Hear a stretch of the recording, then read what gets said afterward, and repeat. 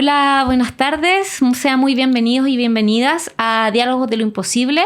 Este es un programa de conversación que se articula en torno a temas y preguntas sobre el quehacer artístico y cultural. Es una iniciativa de la Dirección de Creación Artística de la Vicerrectoría de Investigación y Desarrollo de la Universidad de Chile, en conjunto con Radio Universidad de Chile y UChile TV.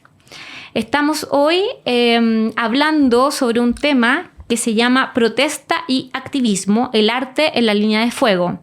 Mi nombre es Denise Espinosa, soy periodista y subeditora de la revista Palabra Pública, que también es una publicación de la Universidad de Chile de la Vicerrectoría de Extensión y Comunicaciones.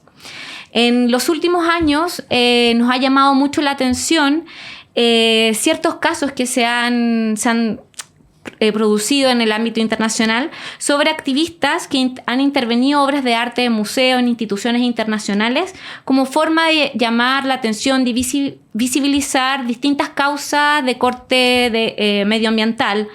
Y por otro lado también hay una serie de artistas que usan el lenguaje del arte, sus creaciones, para también llamar la atención sobre distintas causas de corte social, político, medioambiental. Surgen varias preguntas al respecto. ¿Puede el arte incidir realmente para transformar el mundo, para llamar la atención sobre estas causas o no? Para hablar sobre este tema, hoy día me encuentro con dos invitados. Por un lado está Ana Archa, quien es artista e investigadora escénica. Su creación artística cruza el teatro, la performance y la acción política. Es directora teatral y docente investigadora en la Universidad de Chile. Es doctora en teatro y literatura española, latinoamericana y portuguesa y en teoría literaria por la Universidad de Valencia. Su trabajo se centra en las teatralidades vinculadas a lo político, abordando la escena como espacio de disputa y memoria. Es integrante activa del colectivo Artistas por Palestina, desde donde articula creación y militancia cultural en defensa de los derechos humanos. Hola Ana, muchas gracias por estar acá. Hola, muchas gracias por la invitación. Y a mi otro lado está César Cisterna. Él es bailarín y performer, más conocido como La Mamita Grande, fundador y cabeza creativa de La Guerrilla Marica, un colectivo escénico que reúne corporalidades disidentes para ocupar el espacio público como territorio político y festivo. Esta comparsa surge en el 2020 a partir de las activaciones sexodisidentes de la Revuelta de Octubre. Se especializó en danza moderna y contemporánea, desarrollando una carrera dedicada a la interpretación y trabajando en colaboración con coreógrafos y coreógrafas. Muchas gracias por estar acá, César. Muchas gracias por la invitación a conversar. Bueno, como enunciaba un poco en la introducción del programa, en este capítulo queremos hablar sobre el arte político y el activismo. Hay varios casos. Yo creo que uno de los más importantes en los últimos años dentro de nuestro país fueron las tesis. Con esta performance que se hace en noviembre del 2019, Un violador en tu camino en Valparaíso, que se transformó finalmente como en un himno del feminismo justamente en el marco del estallido social. Pero como antecedentes también hay otros artistas y grupos artísticos colectivos en la historia de Chile. Muy famosos son el grupo Cada en los años 80, artistas como Lottie Rosenfeld, etc. Entonces tenemos como un background de arte político y activismo se le llama ahora. Entonces quería partir justamente un poco conversando sobre esa diferencia y quería preguntarte a ti, Ana, sobre si podemos hacer una diferencia entre arte político, activismo, si es necesario como hacer una distinción, cuáles son las fronteras y los límites entre estos dos conceptos. Muchas gracias por la pregunta. Me gusta porque es una pregunta que no creo que se pueda responder de una sola forma. Puesto que no podemos olvidarnos que el estatuto del arte o la categoría del arte es un estatuto y una categoría que cambia también con el paso del tiempo y respecto de los contextos y las comunidades que se vinculan con ese concepto, ¿no? Entonces, lo que era arte quizás en un momento en el siglo XX a inicios no es lo mismo que es arte a finales de ese mismo siglo, por decirlo de alguna forma, ¿no? Entonces, como tú lo dices muy nítidamente, el término artivismo no es un término que haya estado presente durante todo el siglo XX en las prácticas artísticas, puesto que mayoritariamente durante el siglo XX se hizo la relación entre arte y política, ¿no?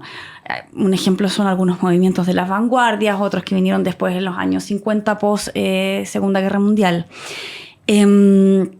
Para definir esa potencia o esa posibilidad del arte de modificar o dialogar con lo que está sucediendo en el contexto de la política y activar algún tipo de desplazamiento político en eso. Pero desde fines de los 70, años 80, aparece el concepto artivismo para identificar prácticas que relacionan directamente esta cuestión y ocupar un término distinto a lo que se utilizaba generalmente como arte y política para identificar estas prácticas.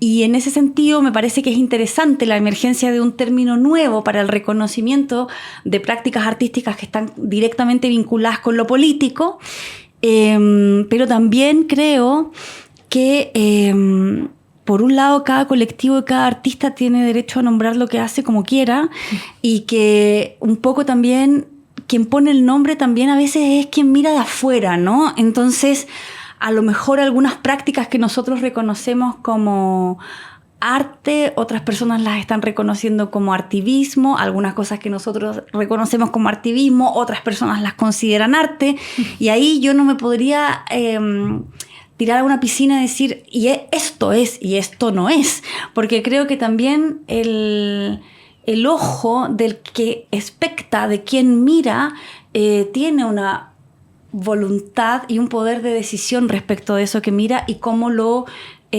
clasifica, ¿no? Yo básicamente, como para cerrar la pregunta, más que preocuparme de si se llama arte o se llama artivismo y cuál es una cosa y cuál es la otra, como lo plantea muy bien Manuel Delgado en algunos de sus textos, me preocuparía más bien de cuándo la acción que se está haciendo en ese vínculo con la estética genera una experiencia que sale de la experiencia de la información. Puesto que muchas de estas prácticas tienen que ver con todo eso que estamos viendo todo el tiempo en el teléfono, ¿no? Como la información, las ICE en Estados Unidos están haciendo tal cosa, pero se convierte en información también la sobreabundancia de esas imágenes, o lo que pasa en Gaza, por ejemplo, o lo que pasó en Venezuela también hace poco, ¿no? Entonces, ¿cómo eso deja de ser una información de píxel que pasa con el mismo grado de relevancia que la de zapatillas o cualquier otra cosa que te aparezca en el Instagram? Hago este gesto como por el teléfono. Y cómo, si vas a entrar en esos temas, a propósito de estar vinculada con un tema que tiene que ver con la política y lo político, haces algo que no es solo información, sino que generas una experiencia. Porque creo que esa es la posibilidad que tiene la práctica artística de modificación del status quo, de la percepción de lo que es lo real. Oye, Ana, y tú, bueno, eres integrante de un colectivo que se llama Artistas por Palestina. ¿Y se han hecho esa pregunta de si están haciendo activismo político, por ejemplo? Sí, nos hacemos la pregunta y hemos decidido, dependiendo de las circunstancias, accionar de unas maneras u otras. Una forma de accionar tiene que ver con el contexto, por ejemplo, de una marcha. Otra forma de accionar tiene que ver con el contexto de si nos conseguimos un teatro como el Teatro Nacional para una idea que teníamos, etcétera, etcétera. Y entonces las acciones que desarrollamos viajan, creo, entre la posibilidad de acciones que tienen que ver más con el activismo y otras más con la práctica escénica principalmente, porque si bien nos llamamos Artistas por Palestina, habemos muchas que somos de las artes escénicas, coincidentemente pues sucedió esto. Entonces muchas acciones que hemos hecho tienen que ver justamente con la práctica teatral o con la práctica performativa.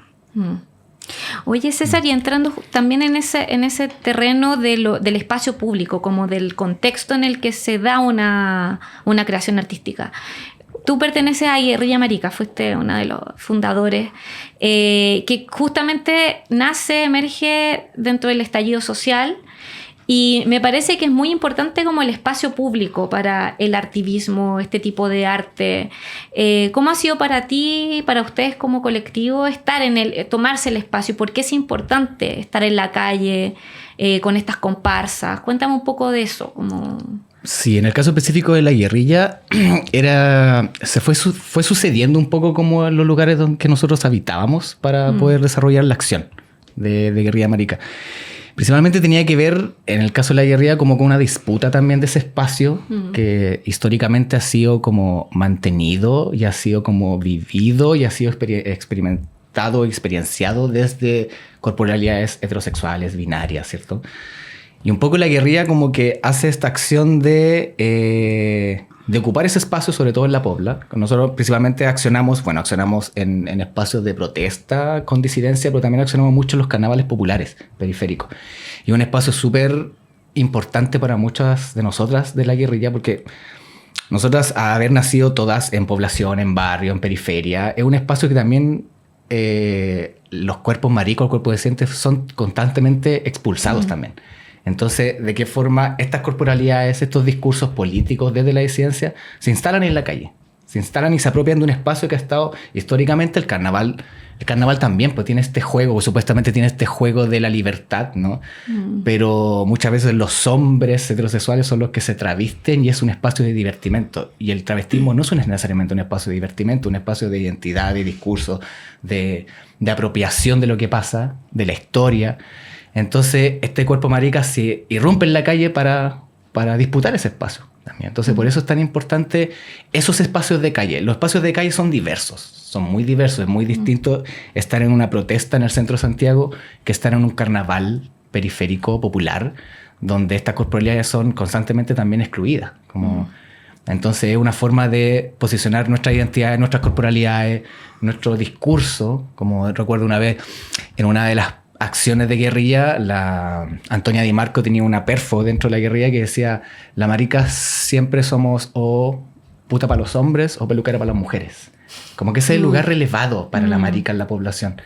Y sí, lo podemos ser la puta para los hombres y las peluqueras para las mujeres, pero también somos corporalidades que tenemos una disposición política, tenemos un discurso y tenemos algo que decir en contra de muchos temas, ¿no? Entonces, por eso los lugares de calle son tan diversos. Y, claro, un poco me tomo por lo que dice Ana, como que uno trata de definir, pero cuando uno hace estas acciones, tú no la pensáis mucho en cómo definirte. Es un tercero quien te define, que te trata de decir, esto es esto. Y uno en realidad tiene mucho de la intuición. La calle tiene mucho de eso, como de ir intuyendo lo que va pasando, de tú solo como arrojar lo que por dentro está. Y un poco es como el inicio de la guerrilla. Como que yo nunca me senté a escribir un paper y a escribir un trabajo, a profundizar y a encontrar un objetivo, una fundamentación. No, fue como un vómito. Fue como... Habíamos tantas maricas en la calle, en este caso había en la una protesta. urgencia también. En ese momento de aparecer, sí. Entonces fue como, vamos. Y ahí se fue desarrollando dentro de historicidades que nos convenían a todas también. Claro. Entonces, en ese aspecto, la calle es muy diversa. Y el cuerpo marica en la Pobla también es muy diverso también. Y en ese sentido, ¿cuáles dirías que son como las ventajas y desventajas de apropiarse del espacio público? Porque, como tú dices, es tan diverso que puede convertirse en un lugar súper hostil y peligroso también, sobre todo cuando, claro, hay gente que no le gusta o se siente agredida por estas como nuevas corporalidades o cosas raras, no sé, que aparecen en la calle. Me imagino que hay un enfrentamiento también en el espacio. Sí, pero a nosotros nos ha pasado que ha sido tan potente también el grupo, como es tan potente la imagen, que hemos tenido pocas instancias de violencia. Han habido insinuaciones, pero no llegan a más de eso. Aparte que lo que ha provocado también en la Pobla es la conversación sobre el marica en la Pobla también. Como que fue cuando nosotros la primera vez que aparecimos en La Legua, fue una conversación que tal vez entre los pobladores y pobladoras de La Legua no había existido. Como la presencia de un cuerpo en ese carnaval, de una corporalidad marica en ese carnaval, hablando de las mismas urgencias que la Pobla también tenía. Entonces, eso genera como dudas aparece el deseo también, como que muchas veces así las corporalidades maricas en la pobla generaban deseo. Y empezaba la burla, y empezaba la risa. Y esto. Entonces eso también despierta es también un agitar. Como agitar lo que está pasando ahí en la población, que te están mirando, te miran o con deseo o con rabia o con preguntas también como, esta marica está hablando de anticapitalismo, está hablando de cosas que nos involucran a nosotros también. Claro, sí, como nosotros podemos estar perfectamente en una marcha por el agua, como defendiéndose y poniendo nuestra perspectiva marica en esta resistencia anticapitalista, por ejemplo. Finalmente también funciona como una estética, claro. Sí, pero es difícil como abordar a la guerrilla como espectador. Muchos hombres heterosis quedan un poco medio alejados, como que no saben cómo reaccionar, porque es bien potente y bien bonito, porque también las travestis de Puebla se unen al carnaval. Y eso es súper bonito, como que hay una, no una identificación, pero sí hay una cercanía, como ya este grupo está hablando lo mismo que yo he estado callándome mucho tiempo acá en la Pobla, viviéndolo acá. Y se suman, y van llegando, y se suman las travestis, y se suman al carnaval. Y en ese sentido, o sea, ¿dónde han estado la guerrilla marica? ¿Dónde se ha presentado? ¿En qué comunas? ¿Qué lugares de...? Como la guerrilla nació en el estallido, nuestra primera idea era hacer una acción en Plaza Dignidad, Plaza Italia. Era como esa la idea. Y llegó la pandemia y no pudimos. Y porque hay una compañera de la guerrilla que pertenecía al Centro Cultural de la Legua, fue como, ya, lleguemos acá, estrenemos ahí un poquito. Y fue súper decidor también ese momento. Fue como, ya, este es el lugar donde también nosotros tenemos que hablar de lo que somos y de lo que vivimos y de lo que hemos resistido también en esos espacios. Durante el tiempo hubo un texto súper lindo y una compañera escribió un texto que se llamaba como El exilio cola. Y era como la pobla te saca. La pobla te saca. O te releva al lugar de trabajo sexual o la peluquera, que también son oficios que pertenecen al mundo marica también. Pero no, claro, no solo eso. No solo eso. Entonces ahí empezamos a entender que era necesario ocupar esos espacios en esos lugares lugares donde todos nosotros habíamos habitado y nos habían expulsado también. Ana, y con respecto a eso, ¿cómo ha sido tu experiencia con el público, recibiendo sus acciones de arte político en la calle o donde se han presentado? Mira, lo primero que quería decir es que estoy súper contenta de que me tocó contigo en este programa, porque yo encuentro que lo que hace la guerrilla marica es magnífico. O sea, no solamente... Por supuesto, muy relevantemente por la cuestión de lo que hace aparecer respecto de la singularidad de la experiencia disidente y no los clichés, sino que también siento que como es una comparsa que también tiene una raíz en las comparsas tradicionales de los bailes andinos, también desestructura una cosa ahí súper establecida y estable, un modo de... encarnación de eso y de perpetuación de la tradición y etcétera, y con mucho amor y cariño perpetúa la tradición, pero al mismo tiempo la expande. Entonces eso encuentro que es totalmente potente de la guerrilla marica y que es lo que hace que a mí, yo las he visto un montón de veces, pero que no quede nadie indiferente, ¿no? Porque hay una cuestión con la fiesta también que pertenece a todos los cuerpos. O sea, la fiesta es una potencia que puede habitar cualquier ser humano, ¿no? Si se entrega a un poquito de descontrol, ¿no? Entonces, con un poquito basta para entrar, ¿no? Entonces, siento que es muy potente la respuesta que puede haber del público por la multiplicidad de capas que toca la experiencia que han creado con la guerrilla marica, que no es solo una cosa, no es solo una identidad, es una champurriadez de cosas, ¿no? De cruces culturales, de cuestiones de clase, que también son súper importantes, ¿no? No da lo mismo, sí. Creo, eso en lo que ustedes accionan. Y bueno, yendo a lo otro... yo llevo también mucho tiempo trabajando en el espacio público. Lo fui aprendiendo primero más intelectualmente, Después fui haciendo unos experimentos, después me fui a hacer el doctorado en España, lo hice sobre Andrés Pérez y su trabajo raro, o sea, no las obras famosas, sino que todas las acciones performativas, los rituales de purificación de los lugares de tortura, la fiesta Spandex, la performance de Matucana. Terminé analizando el velatorio y funeral como una gran performance comunitaria, por lo que pasó ahí, ¿no? Y luego seguí en las prácticas, primero vinculada como amiga ayudante cuando volví de España de grupos como La Patriótico Interesante, por ejemplo, y después conocí gente de circo, y de ahí por ahí empecé a hacer mis cosas con un grupo primero, Núcleo de Arte, Política y Comunitas, y después con Artistas por Palestina. Y en eso igual, yo no sé si también por una cuestión atravesada respecto del género, también a mí me movilizaron mucho para pensar cómo dialogar con la calle las mujeres performers, o sea, mucho el mundo de la performance, no solamente del teatro callejero grande y con mucha producción, sino que esa otra manera de entrar a intervenir la percepción habitual de la calle con elementos más simples, ¿no? Y en relación a lo hecho con Artistas por Palestina, las acciones que hemos hecho en general tienen que ver un poco cercano en cierto sentido a lo que está planteando César acá, con desestereotipar la mirada de lo árabe, que es totalmente estereotipada acá porque está atravesada por un orientalismo espantoso en donde la mujer árabe, como tú dices, la peluquera o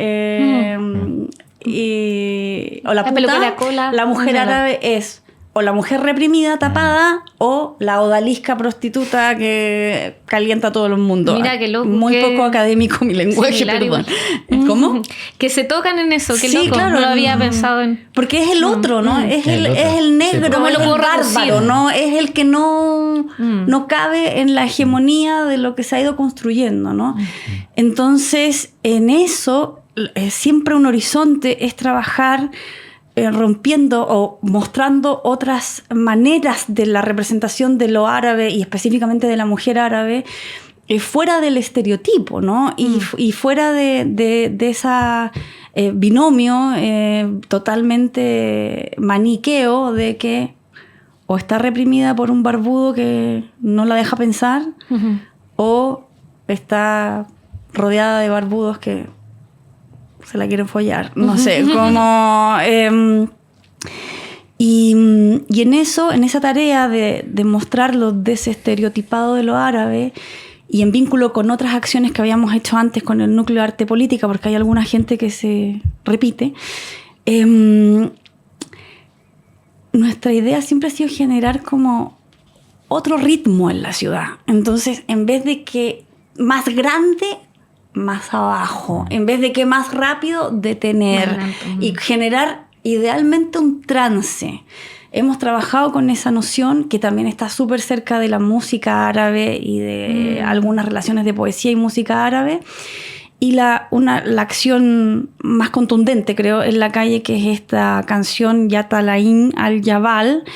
Es una canción que las mujeres palestinas cantaban a los presos políticos en 1920, cuando Palestina estaba... gobernada por el mandato británico, que la aprendimos en árabe con una amiga que es cantante y que es árabe, ella es de Siria, y la aprendimos en un coro de más o menos 20 personas, y lo que vamos haciendo es como una nube de esta sonoridad por distintos puntos del centro de Santiago, nos vamos deteniendo y cantando la canción y haciendo unas coreografías con eso. Y como la gente no conoce el árabe realmente, lo primero que hace es detenerse por lo raro que es, ¿no? Y después va entendiendo de dónde viene esa canción, por qué estamos ahí, a quiénes queremos volver a hacer vivir, digamos, con ese canto, que... es todo lo contrario que ustedes. Cero carnaval. Es como un velorio, así como caminando por la calle, pero como acciona en esa detención del ritmo de la ciudad, consigue como una hipnosis, no sé cómo decirlo. La gente captar la atención, capta la atención por la... Yo hago este gesto siempre como de... como que bajó la frecuencia a una vibración que la gente también necesita, que es detenerse a mirar las cosas más pausadamente, o sea, como en una meditación un poco también. Súper. Bueno, tenemos que hacer nuestra primera pausa. Estamos en Diálogos de lo Imposible, hablando sobre arte político, activismo, protestas también, en el Radio Universidad de Chile, y ya volvemos.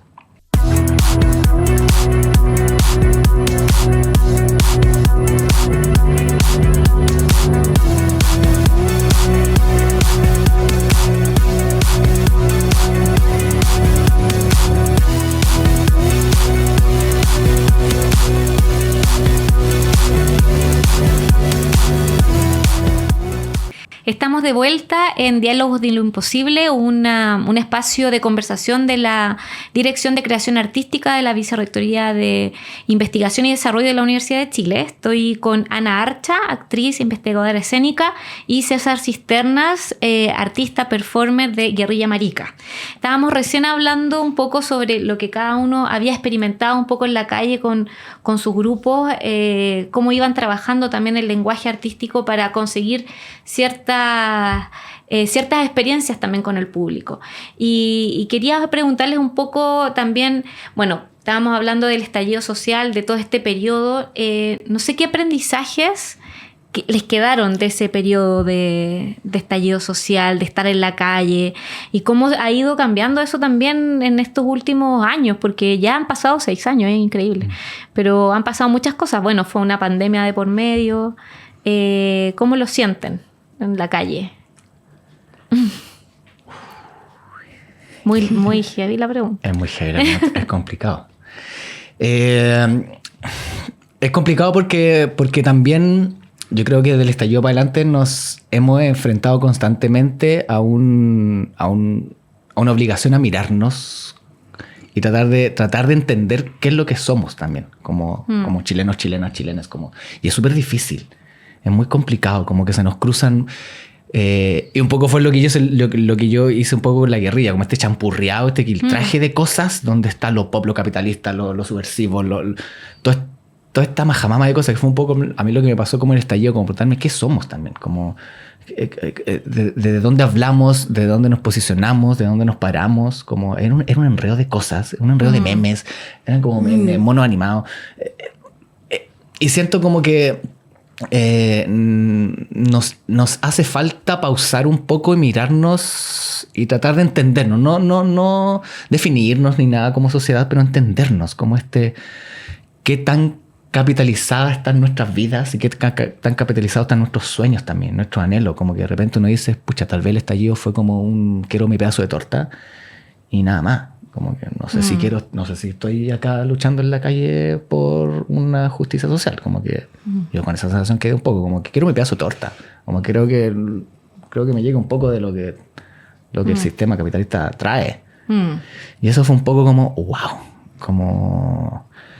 pero me hizo ver también muchos de mis compañeros y compañeras con una decisión de poder decir cosas mucho más profundas. Me acuerdo justo de la yeguada, de la Cheril, como esta necesidad de tirar en la cara la violencia recibida por la represión, por las fuerzas policiales. También desde la guerrilla, como un poco la guerrilla nace también como esta incomodidad de los cuerpos disidentes en la protesta. Como a mí me empezó a pasar también con muchas compas maricas que nos encontrábamos, era como se volvieron a repetir como ciertas consignas muy homofóbicas, como el Paco es maricón, como la primera línea puesta ahí, como ustedes están puro molestando acá con tacos, como a nosotros nos dijeron así como, oye, ¿por qué están con tacos? Están puro molestando acá. Y empezaba a haber una retórica repetida como del hombre de izquierda que va con la mujer atrás en brazos de la guagua. Y era como que constantemente veíamos estas lógicas súper patriarcales y súper machistas también. Y la incomodidad de los cuerpos disidentes ahí también. Como había... Y se seguía repitiendo. Y como se sigue repitiendo también en la Pobla, donde seguimos nosotros accionando también, de donde venimos. Entonces me pasó un poco con el estallido, como no comprender todavía qué queremos como sociedad. Como que no sé si lo tenemos muy claro. Como ¿qué qué? Bueno, se vio un poco eso en el proceso constituyente, finalmente, sí, que era como que donde... Sí, por eso para mí es un poco eso, como que queremos que caiga la torta. Y ahí yo me voy para la casa y, bueno, adiós. ¿Cachai? Y en tu caso, Ana, que fue más posterior, pero también el tema del trabajo colectivo que hacen ustedes, cómo elaboran un discurso, cómo van trabajando, qué es lo que quieren decir, cuándo, cómo, dónde. Bueno, nosotras nos articulamos a fines del 2022, pero algunas de ahí ya veníamos con prácticas muy colectivizadas y también callejeras, y habíamos estado de distintas maneras participando de la revuelta del 2019. Y varios de nosotros también, por el hecho de pertenecer a familias palestinas acá en Chile, no siendo nosotras desplazadas de primera generación, sino que nuestros abuelos en general, en el grupo que estamos, había una conciencia muy fuerte política respecto de las cuestiones vinculadas a colonización, a capitalismo extremo, a apartheid, por lo que uno va sabiendo y viendo todo el tiempo por pertenecer a una familia donde esos temas están constantemente, por venir de Palestina, tus abuelos o tus padres, ¿no? Y a mí me pasaba, particularmente para el 2019, que lo viví con mucha esperanza en un momento, pero después también no entendía qué era lo que estaba pasando realmente, que me resonaba también con las revueltas árabes que habían sucedido anteriormente, el 2011, claro. Túnez, en Egipto, y que un poco pasó lo mismo, ¿no? Como que vino esta insurrección popular, ya hartos de un sistema represor, vino la revuelta, se soñaron otras cosas y después se restableció un orden muchísimo más conservador. Entonces yo me pasaba un poco que miraba esto en el presente y miraba lo que había pasado allá y decía, oye, cuidado, igual está este peligro, ¿no? Y que finalmente es lo que pasó, ¿no? Entonces hay algo que me parece súper importante de mirar también cuando yo pienso en lo palestino y acá en Chile, y cuando lo hablamos también con todo el grupo de artistas por Palestina, no es porque queramos hablar de lo palestino como una identidad racial o étnica o sanguínea, es porque observamos procesos que se dan allá que se pueden relacionar también con lo que está acá. Entonces, en todo lo que hacemos intentamos también generar esos vasos comunicantes de las experiencias políticas que están viviendo los pueblos indígenas allá y acá, y estos pueblos indígenas que hoy en día también podría ser un habitante de Minnesota, en el sentido de que la práctica de ejercicio de violencia estatal y soberana que se ejerce sobre ese cuerpo convierte en indígena a cualquiera que se subleve contra el orden del capital, del colonialismo radical. Y bueno, en el caso de Palestina, la parte que es completamente concreto, ¿no? O sea, es un muro de 810 kilómetros de largo que divide el territorio como un laberinto y el muro tiene 9 metros de alto. Entonces, es una cosa que está física, como... Pero cuando escuchamos acá a otros políticos prometiendo zanjas, muros, etcétera, o sea, es la misma lógica, ¿no? Es como el paradigma palestino. Yo fui a Palestina el 2022, 2 días después de que ganó el rechazo al proyecto constitucional de la convención. De la primera. De la primera. El viaje a Palestina el 6 de septiembre. Wow. Como con toda la derrota encima. Llegué allá y vi todo lo que estaba pasando allá y fue tan radical que me hizo no deprimirme, porque dije, este capitalismo y colonialismo extremo puede ser aún más fuerte en su materialización que lo que estamos viviendo en Chile, porque allá ya está hecho. Entonces, me gusta pensar en Palestina, obviamente porque tengo esos ancestros y etcétera, pero también porque pienso que Palestina es un lugar que a mí me permite pensar junto con el hoy y junto con lo que pasa también aquí. Es el único lugar desde el que me interesa pensarlo, no me interesa pensarlo esencialistamente. Descreo completamente de esas categorías de identidad como una esencia. Entonces, pienso que se puede pensar políticamente y que las personas se pueden volver Palestina si van comprendiendo ciertos procesos que se están dando allá y que después se exportan o se aplican en otros lugares a raíz de ese laboratorio que Israel experimenta sobre los ciudadanos de Gaza. O sea, ahora estamos impresionados por lo que está pasando en Estados Unidos, pero eso le han hecho a los gazatíes durante 70 años y con énfasis los últimos 3 años, ¿no? Entonces, 2 años y un poco más. Es un laboratorio que se exporta. Las armas que están probando las venden acá. O sea, es... Pero igual, desgraciadamente, todo eso también el pulsor creativo. Desgraciadamente, suena súper raro, como a uno le pasa eso, ¿no? Como que... Bueno, es lo que pasó un poco en dictadura, ¿no? En los años 80, 70, 80, que se conoce como uno de los periodos más importantes del arte en Chile, con el Grupo K, la escena avanzada, y justamente fue porque había como un enemigo en común, como algo por lo que protestar, luchar en contra de, ¿no? Sí, pues es el pulso que también te va generando esa necesidad de decir, de plasmar en la calle, de gritar, de rayar, de exponer. ¿Y por qué? Y yendo como también un poco al meollo del programa, como ¿por qué creen que el arte es como este terreno fértil donde se pueden producir? ¿Es realmente transformador el arte? ¿Se puede realmente con el arte cambiar algo del status quo de nuestro sistema? ¿Ustedes creen? Igual, bueno, esa es como la pregunta eterna, como la discusión de cuál es la labor del arte y los tipos de arte y qué es el arte, bueno, etcétera, ¿no? Pero la pregunta puede ser para hablar de muchas cosas, pero mejor restringámonos a la guerrilla. Como la sinceridad de ese arte. Hablo un poco yo de los cuerpos que están haciendo esa performatividad en el caso de la guerrilla. Como cuál es la sinceridad de estos cuerpos maricas hablando lo que tienen que decir. Y no representando, ¿cierto? No como voy a representar una idea, sino que era el cuerpo marica diciendo... De hecho, en la guerrilla no todas son bailarinas, ni danzantes, ni performer, no, son maricas. Entonces, el cuerpo bailando ahí con faldita...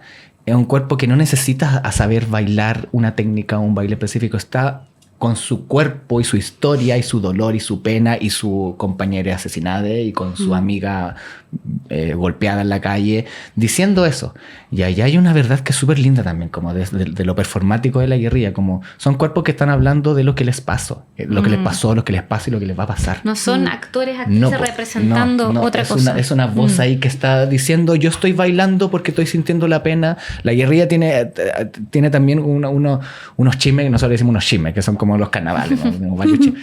Y cruzamos mucho la muerte también, el luto. Como hay un carnaval que es completamente de negro y hablamos mucho de la muerte, el viaje a Lucupacha, bailar con las muertas, sacar a la hija de perra y que salga a bailar con nosotras de nuevo, un caporal, ¿cachai? Entonces hay un juego entre la muerte y la celebración desde el deseo, porque a nosotras nos persiguen por el deseo, como que listo, claro. Esa es la persecución que tenemos nosotras, es por el tipo de deseo que tenemos. Entonces...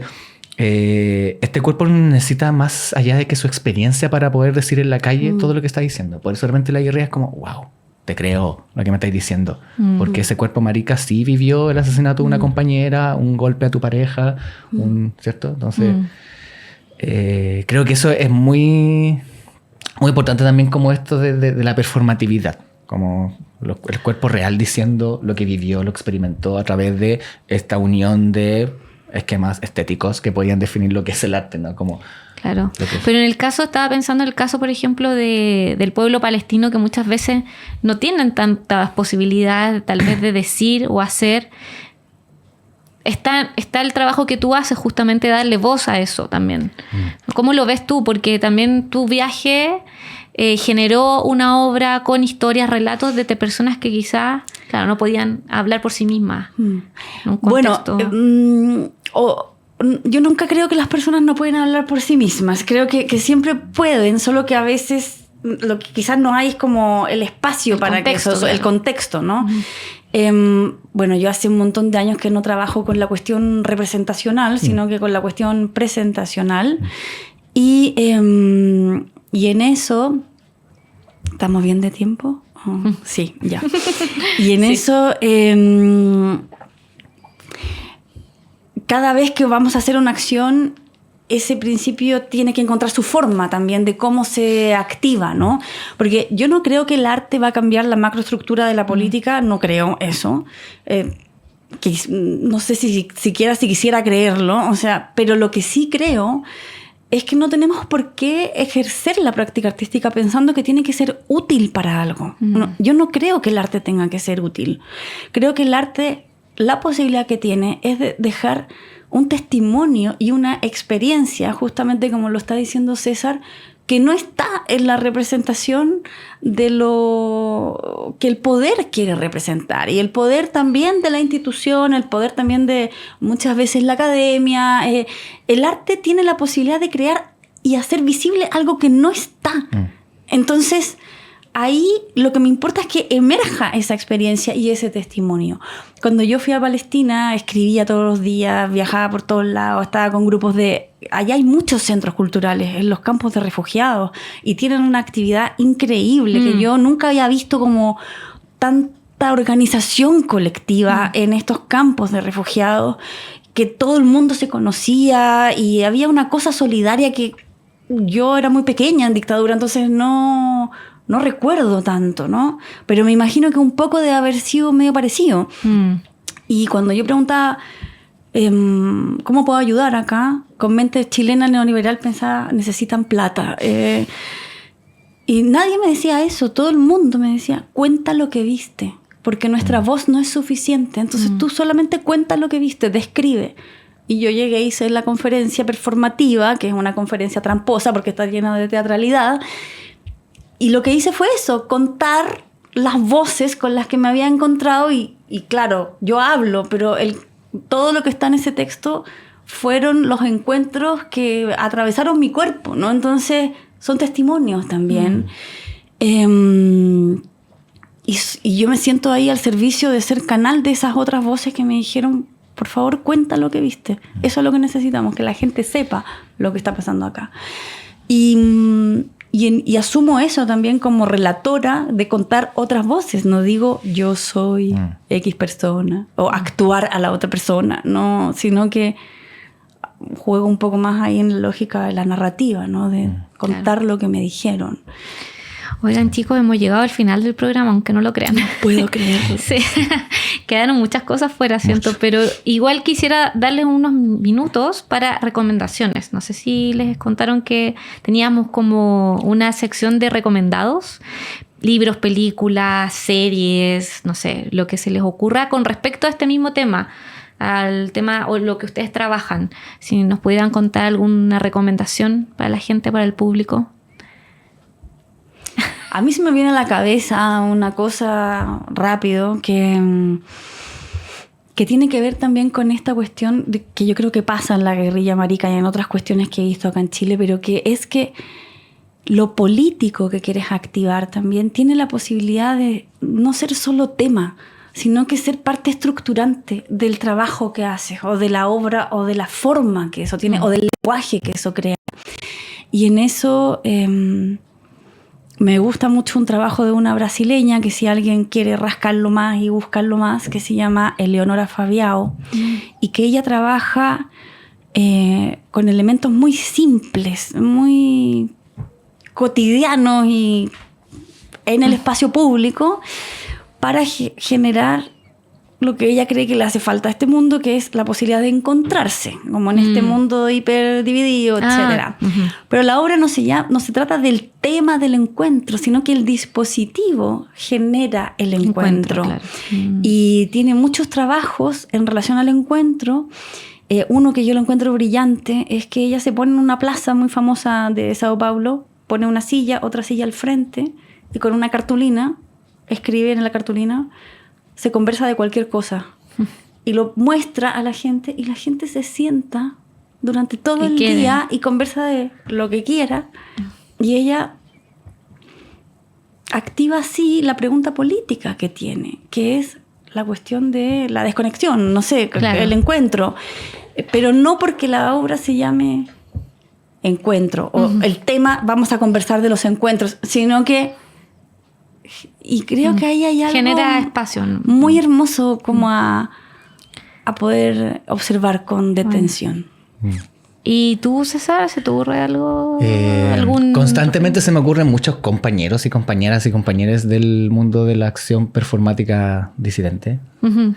Pienso que ahí hay un lugar. Yo siempre he sentido un poco que la realidad también es un espacio en disputa. Como que la realidad también es algo que te dicen que es lo que es.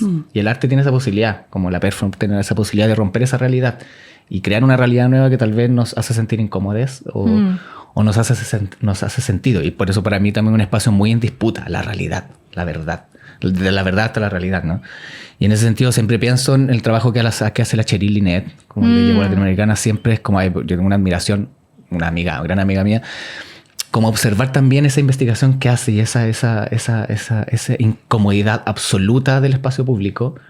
Y también otros compañeros que están constantemente como relevando ese arte disidente. Ernesto Orellana, pienso un poco como en el teatro también, como esta posibilidad de estar constantemente. Es que la disidencia es molestosa. Y eso es lo bonito, a mí por lo menos. Claro. Como el disento sexual y de género genera realidades nuevas. Entonces, el observar artistas disidentes de género y sexuales, creo que es un buen charchazo como sociedad. Como decir, wow, hay otras realidades, hay otras posibilidades de mundo también. Oye, muchas gracias por esta conversación. Los dejo invitados a seguir a Diálogos de lo Imposible, este espacio de la Dirección de Creación Artística de la Vicerrectoría de Investigación y Desarrollo. Y nos vemos la próxima.